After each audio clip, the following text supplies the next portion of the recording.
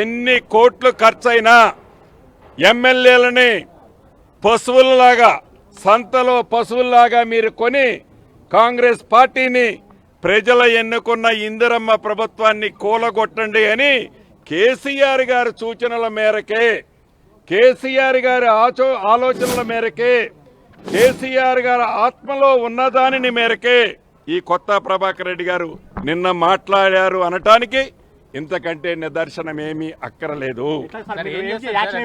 అయితే యావత్ తెలంగాణ రాష్ట్రంలో ఉండే కాంగ్రెస్ కార్యకర్తలు, కాంగ్రెస్ ని అభిమానించిన వాళ్ళు, మొన్న ఎన్నికల్లో ఇందిరమ్మ రాజ్యం రావాలని కష్టపడి పనిచేసిన ప్రతి ఒక్క కార్యకర్త అప్రమత్తంగా ఉండాల్సిన అవసరం ఉంది. అంతేకాదు సెంట్రల్ యూనివర్సిటీకి సంబంధించిన 400 ఎకరాల విషయంలో కూడా ఒక నిమిషం మనం చర్చించుకోవాల్సిన అవసరం ఉంది.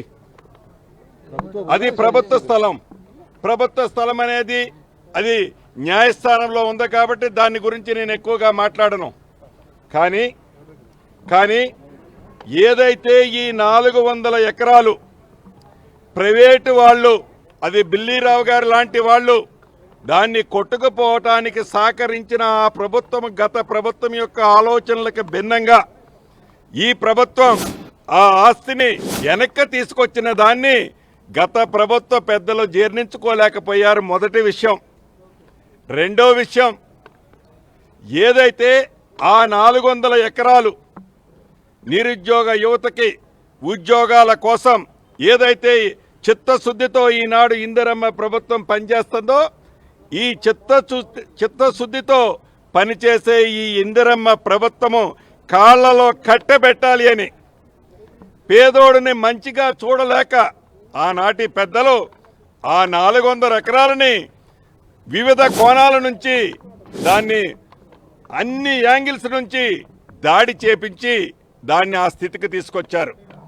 అయితే ఈ 400 ఎకరానికి కూర్త దూరంలోనే ఏదైతే ఈనాడు ఎన్విరాన్మెంటల్గా ఏదైతే అది అటవీ ప్రాంతంగా చెప్తున్న ఆనాటి పెద్దలు, ఆనాటి ప్రభుత్వంలో ఉన్న పెద్దలు వారికి సంబంధించిన తొత్తులకు సంబంధించిన ఐరేజ్ బిల్డింగులు ఆనుకొని ఉన్నాయి. అంటే వారికి సంబంధించిన తొత్తులు కడితే ఐరేజ్ బిల్డింగులు ఏమీ ఇబ్బంది లేదు. ప్రభుత్వం పనిచేయటం కోసం, ఆనాడు దొరలు చేసిన అప్పులు తీర్చడం కోసం ఈ ప్రభుత్వం ఒక సదుద్దేశంతో మంచి కార్యక్రమం చేస్తుంటే, ఆ మంచి కార్యక్రమానికి కాళ్లలో కట్టెలు పెట్టే కార్యక్రమానికి ఆనాటి పెద్దలు వారి తొత్తులు ఎలా పనిచేస్తున్నారో చాలా స్పష్టంగా కనిపిస్తుంది. చివరగా రాష్ట్ర ప్రజలకి ఒక్కటే చెప్పదలుచుకున్నది, ఇందిరమ్మ ప్రభుత్వం ఇటువంటి తాటాకు చప్పుళ్ళకి ఈ ప్రభుత్వం భయపడదు. మీరు ఎన్ని కుట్రాలు కుతంత్రాలు పన్నినా భూభారత్ని తప్పకుండా ఇంప్లిమెంట్ చేస్తాం. పేదవాళ్ళకి అండగా ఉంటాం. పేదవాళ్ళ ఆస్తిని తిరిగి పేదవాళ్ళకి పంచే దాంట్లో మీరు ఇందిరమ్మ ప్రభుత్వాన్ని కూల్చాలని పగట కలలకు అంటున్నారు.